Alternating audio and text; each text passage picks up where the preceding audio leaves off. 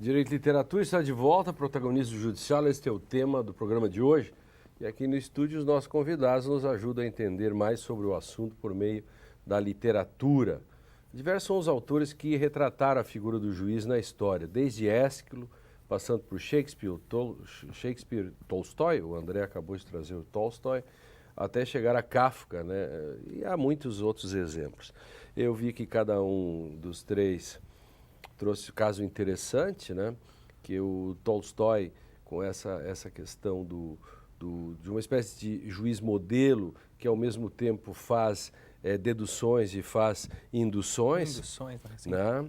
Nesse sentido.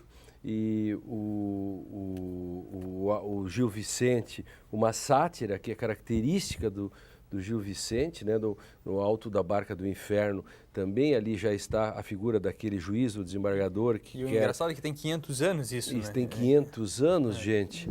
Que coisa interessante. E a Henriette trouxe o nosso Ariano Suassuna, que vai na linha do Gil Vicente, né, fazer esse trabalho. O Ariano Suassuna é genial. Morreu há pouco tempo, todos sabem, né? Eu gosto muito de uma historinha dele, que ele está falando sobre esse negócio da filosofia do ser. Quando estão falando aí, ele diz, esse Kant, Kant é um cretino. Por que ele é um cretino? Porque fica falando sobre a coisa em si, que é incognoscível, aí ele fica com o copo. Ah, com o copo também dá, né? Que é incognoscível. Aí eu quero ver uma onça. Né? Então, o Ariano Suassuna é genial nisso, né? Mas, como vocês viram, são três belíssimas histórias. Muito boa. O Gil Vicente está no domínio público, né? O nosso telespectador de norte a sul do Brasil pode entrar na internet e tirar esse conto aí do Gil Vicente e outros, né? Que é domínio público. É bem interessante contar isso também, porque você não precisa comprar. Você tem essa maravilha a partir da internet. Na literatura do mundo, né, se a gente fosse pegar assim, é tanta gente, tantos modelos. O André mesmo fez há pouco tempo um levantamento, né, dos principais juízes. Eu escrevi um texto sobre isso agora e eu tenho problemas de encontrar um juiz hermeneuta, né? Claro. Porque há sempre o problema do juiz protagonista ou do juiz simplesmente escravo da lei. Claro. Porque, assim, no fundo, essa ideia da discussão, eu escolhi o texto o conto do Tolstói justamente também pela questão do título, né? Se esse como é que julga, como é que ele julga, se isso é idealista ou não é idealista, se essa verdade que ele descobre... Bom, isso é uma outra conversa, né? Eu peguei mais pela questão dele tratar isso como um modelo de juiz, que no fundo é essa pesquisa que tu está colocando, Lênin, de alguns anos já, sobre os modelos de juiz na literatura, ou seja, o modo como a literatura nos apresenta esses diversos juízes ao longo da história. Né, que você leu antes, em Ésquilo, na Grécia Antiga, como é que é a Palas Atenas, o primeiro tribunal da história, depois em Shakespeare, que forma que isso assume, no próprio Tolstói, em textos mais contemporâneos, Kafka, Camus, etc., que é uma personagem sempre presente, nem sempre protagonista no sentido literário, mas que sempre atravessa e marca a presença nas narrativas literárias. Mas assim, a questão do modelo, né?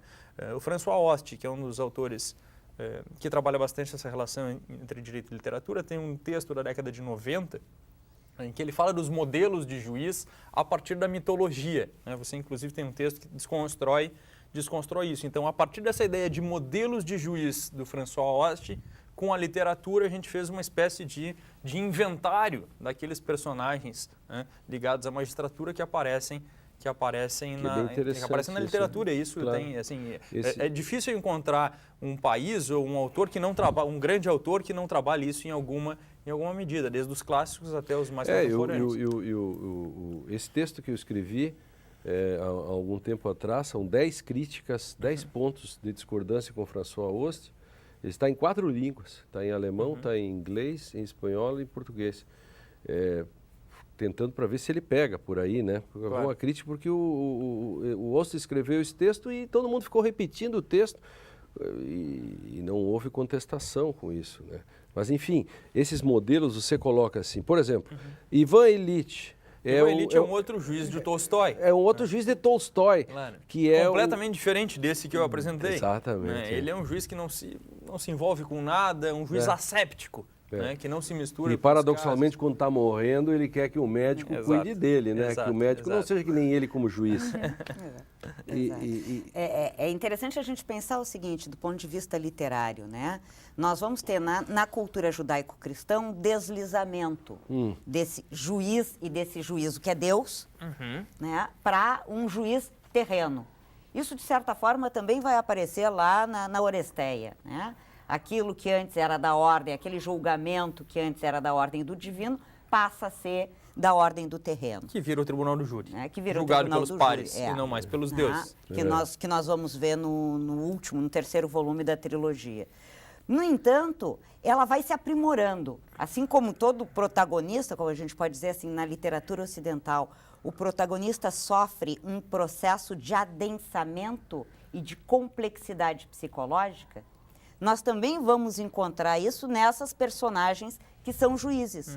Então, esse juiz, que é o juiz do tema do Márcio, que é o juiz de uma estética medieval, que é o juiz de um auto, ou aqui no meu, que recupera essa estética medieval, então vai acessar essa imagem de juiz Deus, é diferente da complexidade que nós vamos ter em outros juízes passado esse período, nos juízes que vão aparecer no romantismo, no realismo ou na contemporaneidade. Claro.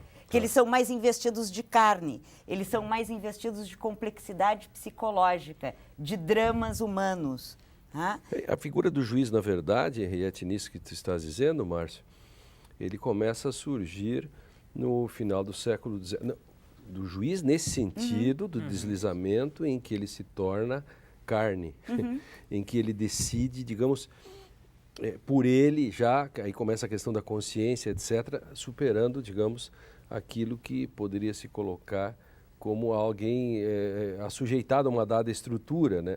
Não o do Medier, mas, digamos assim, esse pro direito, esse juiz do positivismo exegético do século XIX. Né? Perfeito. Eu gostaria de destacar uma terceira característica, um terceiro perfil de juiz, que é o juiz propriamente a serviço do Estado. Isso aparece em Gil Vicente, quando o próprio Gil Vicente, na figura do corregedor do Alto da Barca do Inferno, o juiz avoca como uma tentativa de escusa a figura de ius majestatis, ou seja, eu estou a serviço da majestade, eu estou a serviço do Estado, aparece novamente na figura do Conde de Monte Cristo, na figura, no momento do julgamento em si, do suposto rebelde por ter apoiado Napoleão, o como o juiz deixa de lado toda a postura de legalidade ou de corrupção para defender um status quo, a figura do Estado como razão central do seu julgamento. E é um contexto que perpassa o trânsito da modernidade, perpassa o início de um movimento liberalista que aí dá início ao positivismo em determinado momento, ou tem um nexo causal direto, e que até na atualidade nós continuamos a vislumbrar ainda no Estado brasileiro. Essa lógica de controle de externalidade, de razões do Estado, que de alguma forma represtina ou dá continuidade a uma figura estamental. Isso também é curioso num perfil do magistrado, que é típico do perfil do juiz brasileiro. Não, e aí, para pegar carona aqui, primeiro Henriette falava sobre quando deixa de ser dos deuses ou mitológico e passa a ser um problema dos homens. Agora o Márcio puxa o Estado, e aí daria para pegar o Shakespeare, que tu tanto gosta, Lênio, porque quando vem o Estado, vem a figura do juiz como um dos representantes do Estado, o Estado juiz, e ele antecipa toda essa discussão em 200 anos. Tanto com medida por medida que tu sempre refere, quanto no... 400 anos se nós pegarmos de agora e 200 anos se nós pegarmos o positivismo do século XIX. Exato. Então, no fundo, ele está fazendo essa discussão que continua sendo uma discussão relevante no final do 1500, no início do 1600, no sentido que a gente sempre brinca de que a vida imita a arte, ou que a literatura e a arte antecipa, a vida. Ele está colocando questões ali que vão surgir como problemas. Você não acha que a literatura fez melhor isso que o direito? Conta isso de vários modos melhor, porque essas questões, por exemplo, estão antecipadas. Por exemplo, se você pegar o juiz Asdak, por exemplo...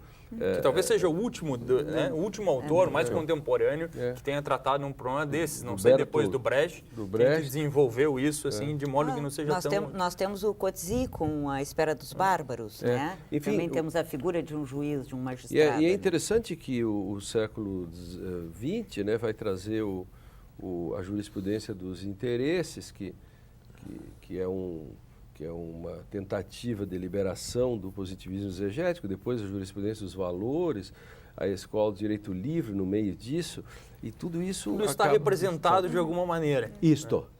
Isso é impressionante. E interessante que, de algum modo, todos esses personagens, valores, interesses, liberdade total, de algum modo, e até o exegetismo, digamos assim, por uma dedução, está representado nos modelos que vocês trouxeram. Claro. De algum modo, isso está representado. E se nós irmos mais longe, nós veremos assim mais dezenas de caracterizações da figura do protagonismo. E um aspecto interessante aqui, já que a gente está fazendo esse passeio pela literatura, é que muitos deles não têm nome. Alguns personagens de juiz, por exemplo, esse, um juiz modelo, o juiz não tem nome. No do Márcio até, nesse caso, sim, embora tenha o local, o juiz da beira. Né? Mas muitas são as narrativas em que o juiz não tem nome, é um inominado, no sentido de que poderia ser qualquer um. Sim. Kafka, ele tenta o tempo inteiro descobrir sobre o que ele está sendo acusado, tem a figura do juiz, mas ninguém sabe quem é esse juiz. O Coetzee, o magistrado, mas o magistrado também não tem nome. Ele conta a história, mas o nome dele não aparece Claro, jamais, e aí o que isso também significa, né? Ou o Pequeno Juiz, do Chacha, né? Que também é só o Pequeno Juiz, ele é assim nominado, né? Como se houvesse uma anulação da identidade, né? Ou, então, nós podemos entender que o juiz, o ser juiz, é maior do que a identidade. Transforma-se na identidade desse sujeito, e não é o índice, o nome, né, que marca essa identidade. É interessante que quando nós pegamos, eu quero que vocês falem disso na sequência, porque eu já vou chamar o intervalo, mas só para deixar uma bola picando, que se nós pegarmos hoje algumas decisões judiciais do nosso cotidiano, nós veremos que se você pegar o personagem Amk de Alice através do espelho, quando ele diz eu dou as palavras do sentido que eu quero, o não e não é um juiz? E não é o juiz, exato, e ali não é um juiz, o não vira sim, o sim vira não, não é verdade? E isso faz parte da literatura que, digamos assim, trabalha isso muito melhor. Bom, o Direito e Literatura vai para um outro intervalo. Na volta, a nossa discussão sobre o protagonismo judicial prossegue. No próximo bloco, vamos abordar a questão da expansão do Poder Judiciário e suas consequências. Isso já é uma decorrência disso. Não saia daí, nós já voltamos.